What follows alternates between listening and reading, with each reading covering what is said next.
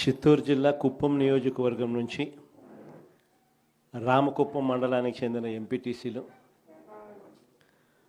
సత్యసాయి జిల్లా పెనుగొండ నియోజకవర్గం నుంచి రొద్దం మండలానికి చెందిన ఎంపీటీసీలు, మడకశిర నియోజకవర్గం మడకశిర మున్సిపాలిటీకి సంబంధించిన కౌన్సిలర్లు, అన్నమయ్య జిల్లా రాజంపేట మున్సిపాలిటీకి సంబంధించి అక్కడి నుంచి వచ్చిన కౌన్సిలర్లు, వీరితో పాటు ఈ ప్రాంతాలకు సంబంధించిన ముఖ్య నేతలందరికీ కూడా పేరు పేరున హృదయపూర్వకంగా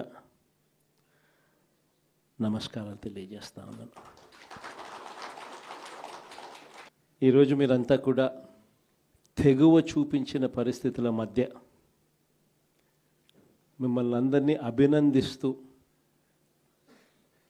మీ అందరితో కూడా కాసేపు గడిపే కార్యక్రమం చేస్తూ ఉన్నాం. నిజంగా ఈరోజు రాష్ట్రంలో ఉన్న పరిస్థితులు ఎలా ఉన్నాయి అన్నది బహుశా నాకన్నా కూడా మీకే బాగా తెలుసు. రాష్ట్రంలో ఈరోజు విలువలు లేని, విశ్వసనీయత లేని, ప్రజాస్వామ్యాన్ని కూనీ చేస్తూ ఉన్న పరిస్థితుల మధ్య రాజకీయాలు జరుగుతూ ఉన్నాయి. ఇలాంటి చెడిపోయిన ఈ రాజకీయ వ్యవస్థలో తులసి మొక్కల్లా ఎంపీటీసీలమైన, జెడ్పీటీసీలమైన, కౌన్సిలర్లమైన అయ్యా చంద్రబాబు మమ్మల్ని చూసి నేర్చుకో రాజకీయాలు ఎలా చేయాలి అని చెప్పి తెగువ చూపించి రాజకీయాలకు అర్థం చెప్పి గట్టిగా నిలబడిన మీ అందరికీ కూడా మీ జగన్ హ్యాట్స్ ఆఫ్ చెప్తూ సెల్యూట్ చేస్తా ఉన్నా. కారణం ఏమిటంటే రాజకీయాలలో ఉన్నప్పుడు విలువలు ఉండాలి.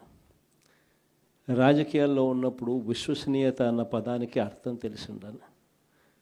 ఈ రెండింటికి కూడా అర్థం తెలియని వ్యక్తి ఎవరైనా ఈ రాష్ట్రంలో ఉన్నారు అని అంటే అన్ఫార్చునేట్గా అది ఈ రాష్ట్ర ముఖ్యమంత్రి అని చెప్పడానికి నిజంగా ఈ రాష్ట్ర పౌరుడిగా నేను తలదించుకోవాల్సిన పరిస్థితి.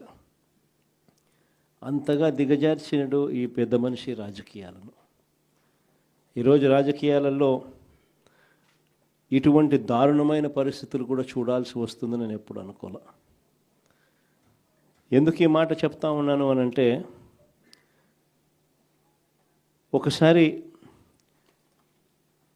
ఈ రామకుప్పానికి సంబంధించి చంద్రబాబు నాయుడు గారి సొంత నియోజకవర్గం, ఈ రామకుప్పానికి సంబంధించి ఎంపీటీసీకి సంబంధించిన ఒక కేస్ స్టడీ, ఒక ఎంపీపీ చనిపోయిన పరిస్థితుల మధ్య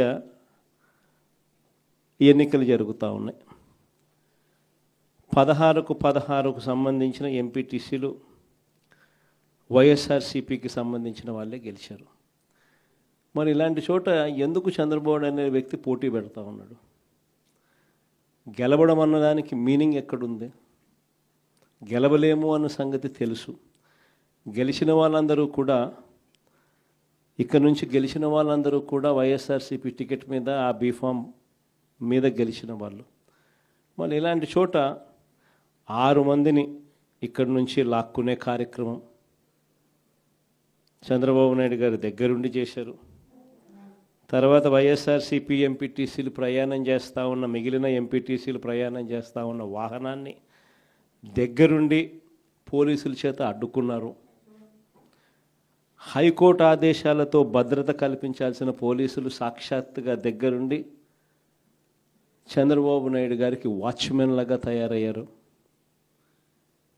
చివరికి కోరం లేకపోయినా కూడా 6 మంది సభ్యులు మాత్రమే చంద్రబాబు నాయుడు గారి ప్రలోభాలకు లొంగి అటువైపున వెళ్ళిన పరిస్థితుల మధ్య కూడా ఏకంగా డిక్లేర్ చేసుకున్నారు అధికారుల చేత. మళ్ళీ ఇక్కడ పోటీ పెట్టే పరిస్థితి మామూలుగా ఎవరు చేయకూడదు. ఇక్కడ కూడా ఎంపీపీ చనిపోయిన పరిస్థితుల మధ్య ఇక్కడ ఎంపీపీని ఎన్నుకునే ఉప ఎన్నిక జరుగుతూ ఉంది. ఇక్కడ కూడా తారుమారు చేయడానికి చాలా కష్టపడ్డాడు.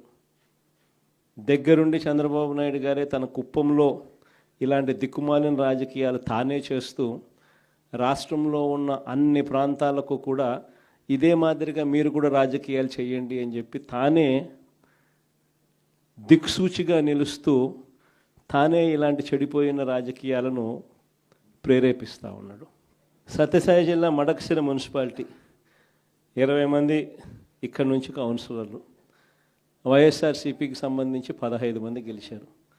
చంద్రబాబు నాయుడు గారికి సంబంధించి 5 మంది మాత్రమే గెలిచారు. పాపం ఎస్సీ కాన్స్టిట్యున్సీ లక్కప్ప లాంటి పాపం ఒక చిన్న కార్యకర్త అక్కడి నుంచి మన పార్టీ తరఫున ఎమ్మెల్యేగా నేను ఎస్సీ కాన్స్టిట్యున్సీ ఇలాంటి చోట కూడా ప్రలోభాలు పెట్టి ఆ కౌన్సిలర్లను లాగాలి అని చెప్పి విశ్వ ప్రయత్నం చేస్తూ ఉన్నాడు అని అంటే రాష్ట్ర చరిత్రలో ఎవడు ఉండడు ముఖ్యమంత్రి స్థానంలో. అయినా కూడా ఆ 15 మందిలో కూడా చాలామంది గట్టిగా నిలబడిన పరిస్థితులు, కొంతమందిని మాత్రం ప్రలోభాలకు అటువైపున వెళ్ళిన పరిస్థితుల మధ్య చూస్తూ ఉన్నాం. అన్నమయ్య జిల్లా రాజంపేట ఈ మున్సిపాలిటీ అయితే 29 మంది కౌన్సిలర్లకు గాను 24 కౌన్సిలర్లు వైఎస్ఆర్సీపీ టికెట్ మీద గెలిచిన వాళ్ళు.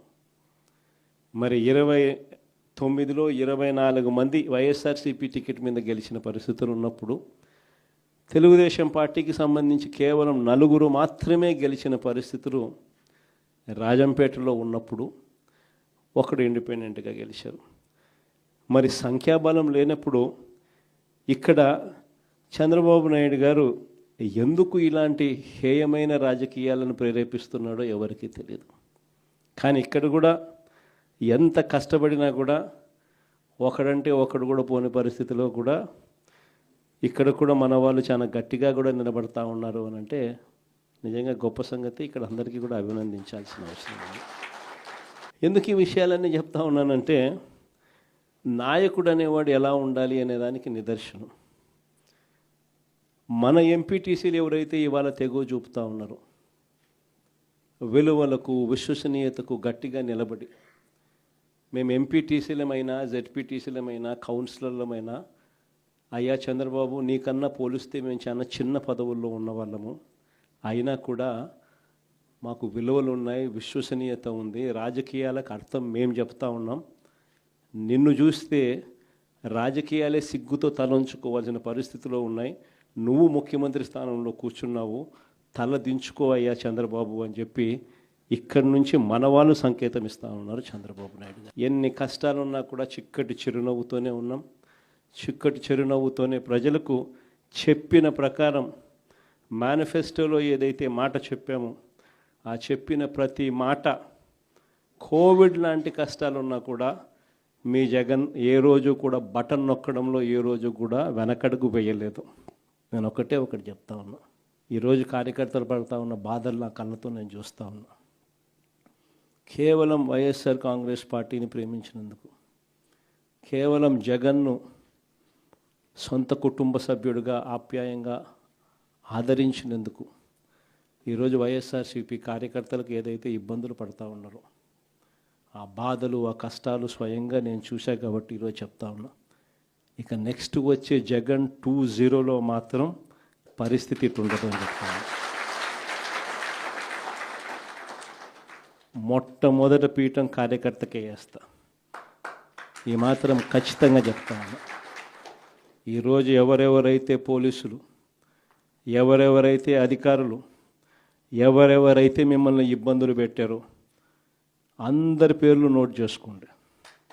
నేను చెప్తా ఉన్నా, మీరు నోట్ చేసుకోండి. ఒక్కొక్కడిని మాత్రం యూనిఫామ్కున్న వాల్యూ ఏమిటి అనేది వాళ్ళకి అర్థం కావాలి. యూనిఫామ్ అంటే ప్రజలకు మేలు చేయడం కోసం యూనిఫామ్, అంతేగాని అధికారంలో ఉన్న వాళ్ళ కోసం సలాములు కొడుతూ గులాంగిరి చేస్తూ ఇటువంటి చిత్రహింసలు పెట్టే కార్యక్రమం ఈరోజు అయితే ఏదైతే జరుగుతూ ఉందో దీనికి తెర పడాలి అని అంటే ఏదైతే నువ్వు విత్తినావో అది ఎలా పండుతుంది అనేది నీకు తెలిస్తేనే ఇంకొకసారి నువ్వు ఆ ఇత్తనం ఇత్తడానికి నువ్వు భయపడే పరిస్థితిలోకి నువ్వు వచ్చినప్పుడే ఇది జరుగుతుంది. కాబట్టి ఈసారి మాత్రం ఖచ్చితంగా మెసేజ్ ఖచ్చితంగా పోతుంది. ఎవడెవడైతే అధికారి, ఎవడెవడైతే వైఎస్ఆర్సీపీ కార్యకర్తను ఎవడెవడైతే ఇబ్బంది పెట్టాడో వాళ్ళందరినీ కూడా చూస్తూ ఊరుకోము. చట్టం మీద దోషులుగా నిలబెడతాము. ఒకవేళ వాళ్ళు రిటైర్ అయిపోయి వెళ్ళిపోయినా, లేకపోతే వాళ్ళు దేశం విడిచిపెట్టిపోయినా కూడా ఎవరిని వదిలిపెట్టం. సప్త సముద్రాల అవతలున్నా కూడా అందరినీ కూడా పిలిపించే కార్యక్రమం చేస్తాం. పిలిపించిన తర్వాత సినిమా మామూలుగా ఉండదు. సినిమా మాత్రం అదో లెవెల్లో ఉంటుంది. సినిమా మాత్రం